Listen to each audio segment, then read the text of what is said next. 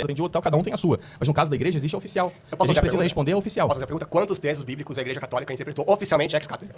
Isso aí é não entender bem como a igreja funciona. Você quer que a tradição oral seja escrita. Não, não falei de tradição oral. Mas é tradição oral. Não, peraí. Eu não falei de tradição oral. Quando você fala doutrina oficial da igreja, você está se referindo a documentos ex cátedra. Quantos documentos tem? Não só documentos ex cátedra. Você está me interrompendo mais que eu deixei você falar mais. Mas quantos documentos... Peraí, tudo isso aqui tá sendo meio absurdo. Faz a pergunta, então. Quantos documentos ex cátedra tem, interpretando quantos versículos bíblicos? Já que você fala que tem que seguir a interpretação oficial da igreja, a interpretação que você deu para os versículos é a interpretação oficial. Todos eles. Eu vou te recomendar você ler Dei Verbum, que explica qual é a visão católica sobre a Sagrada Escritura. E um dos pontos que ela diz é que tem muitos tesouros na Escritura que a gente ainda precisa tirar, ainda precisa descobrir. É aquilo que o Nosso Senhor diz, né, de que um escriba tira do seu tesouro, que o reino dos céus é como um escriba que tira do seu tesouro coisas antigas e novas. Então nós ainda temos coisas para interpretar da Sagrada Escritura.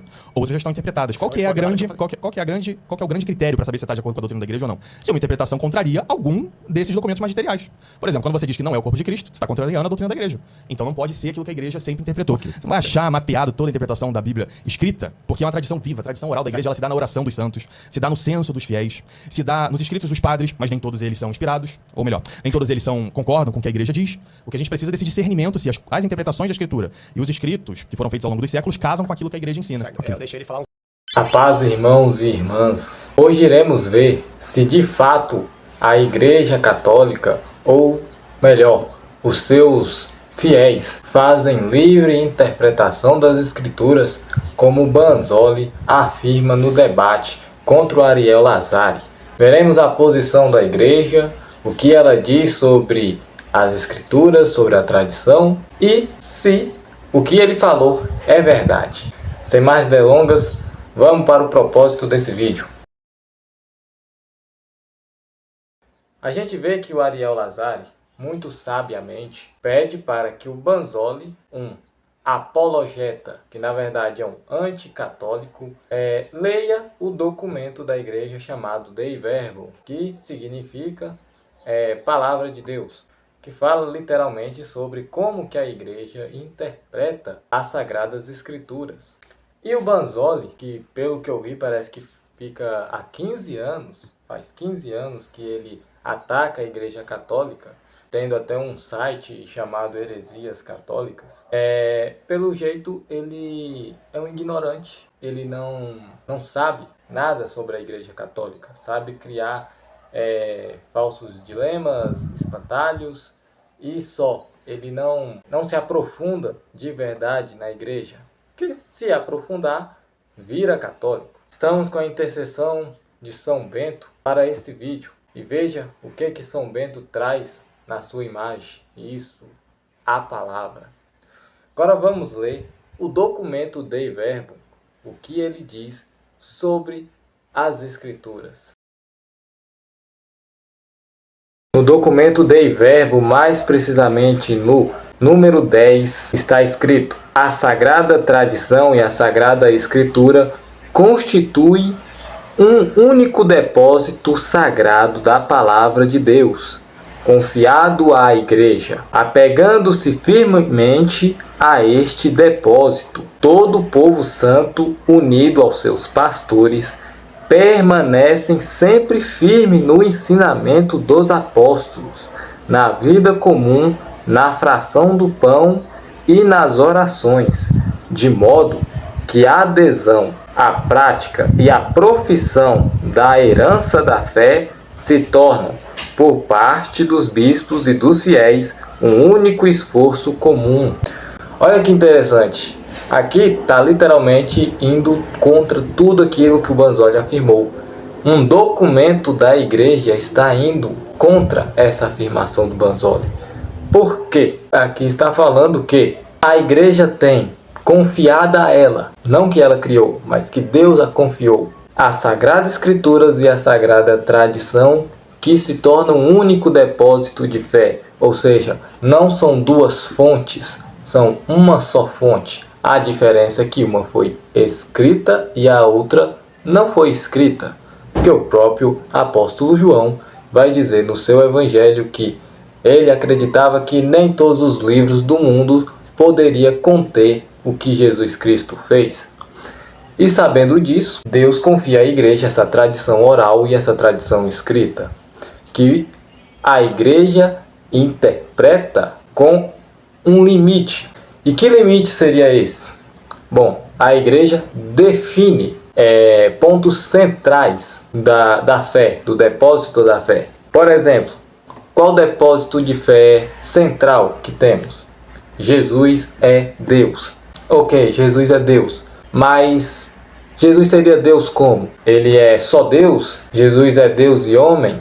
A igreja aí teve que mostrar, teve que se aprofundar. E como que se aprofunda? Indo, debatendo, indo ver o que as escrituras estão dizendo implicitamente. Hoje cremos que Jesus é 100% Deus e 100% homem, que ele, a sua humanidade e sua divindade não pode se separar, porque aí vira nestorianismo. Jesus é Deus, se ele não é Deus, é só homem, aí vira arianismo. Por exemplo, a Assunção de Maria.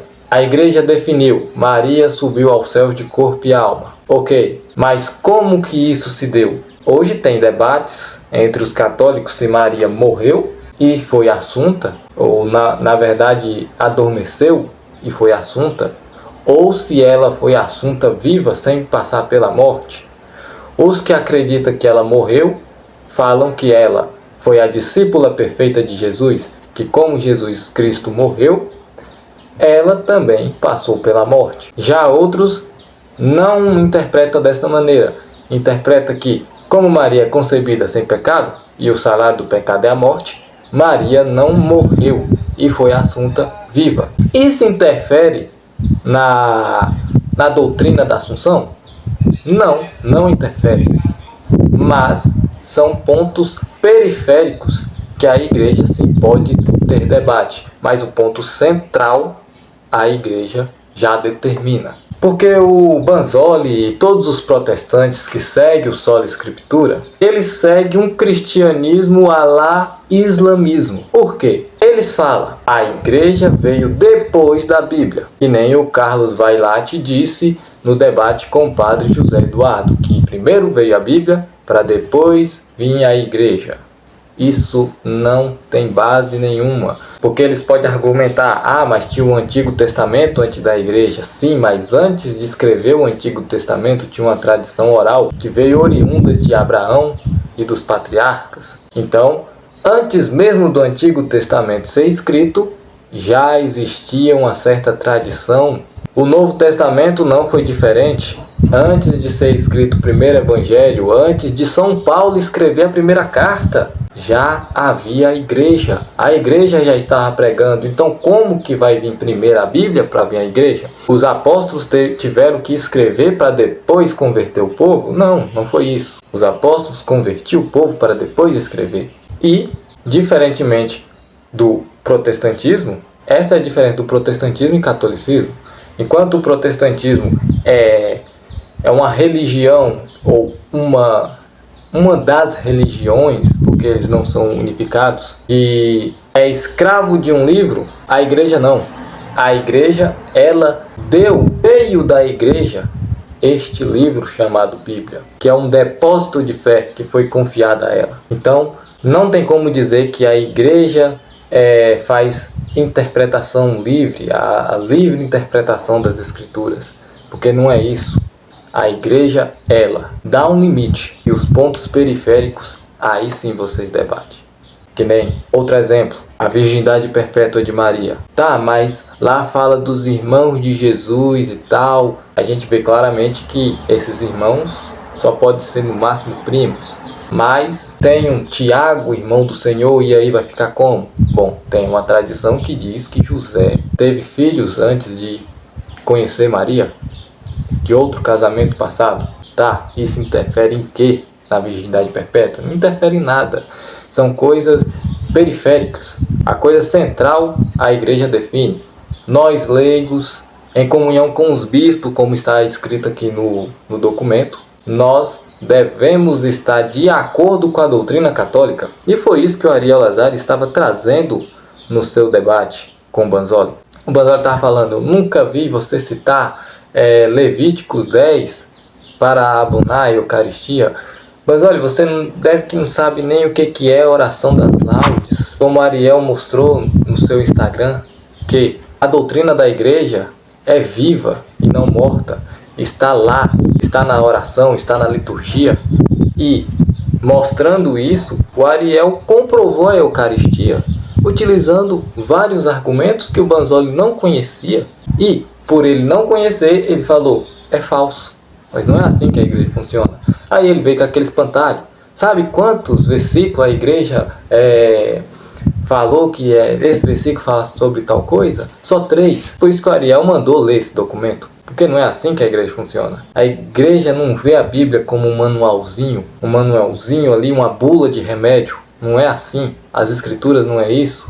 As Escrituras é a palavra viva do Senhor. Ela dá testemunho daquele verbo que se encarnou.